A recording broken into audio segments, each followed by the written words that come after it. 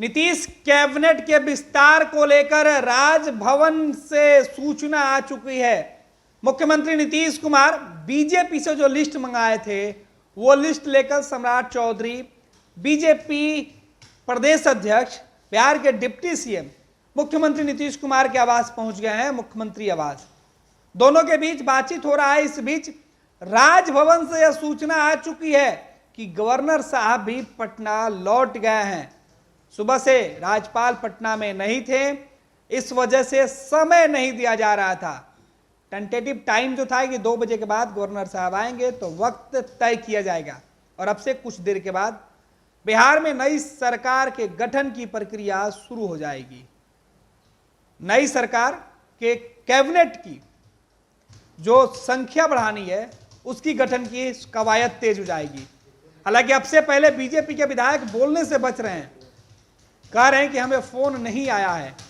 लेकिन अब सम्राट चौधरी विधिवत लिस्ट लेकर मुख्यमंत्री नीतीश कुमार के पास पहुंचे हैं। आपको 2 तस्वीरें हम दिखा रहे हैं। पहली तस्वीरें देखिए, सम्राट चौधरी मुख्यमंत्री आवास पहुंच रहे हैं। दूसरी तस्वीर, सम्राट चौधरी के पहुंचने के कुछ देर के बाद गवर्नर हाउस पहुंचे बिहार के राज्यपाल। और अब मुख्यमंत्री नीतीश कुमार के यहाँ से अधिकारियों की एक टीम निकलेगी और जो सूची है जेडीयू, बीजेपी और एनडीए गठबंधन के विधायकों की, वो सूची राजभवन भेजी जाएगी और वहाँ से मंजूरी मिलेगा। और उस मंजूरी के बाद बिहार में मंत्रिमंडल विस्तार के औपचारिक ऐलान हो जाएंगे। कौन कौन से विधायक इस लिस्ट में शामिल है, बताया जा रहा है कि मंत्रिमंडल में जितनी जगह है उसमें तकरीबन 1 दर्जन मंत्रियों की सीटें छोड़ दी जाएगी। 1 दर्जन जो मंत्री हैं उनकी सीटें छोड़ दी जाएगी, खाली रहेगी।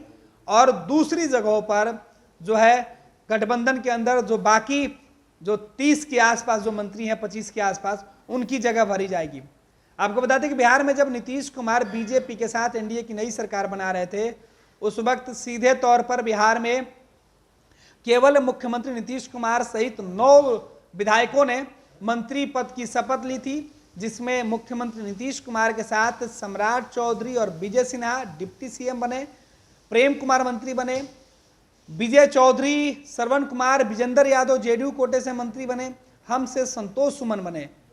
तो ये जो मंत्रियों की सूची थी वो निकलकर सामने आई थी। उसके बाद से 45 दिन से ज्यादा का वक्त गुजर गया, बिहार में मंत्रिमंडल का विस्तार नहीं हो पा रहा था। कहा यह जा रहा था कि जब तक एनडीए के अंदर जेडीयू और बीजेपी के बीच सीटों के मामले पर, लोकसभा के सीटों के मामले पर सहमति नहीं बन जाएगी, तब तक नीतीश कुमार मंत्रिमंडल विस्तार पर मंजूरी नहीं देंगे। हालांकि परसों ही बीजेपी से विधायकों की सूची मांगी गई थी, कल ही देनी थी, लेकिन कल नहीं मिली और आज सम्राट चौधरी वो सूची सीएम आवास लेकर पहुंचे हैं।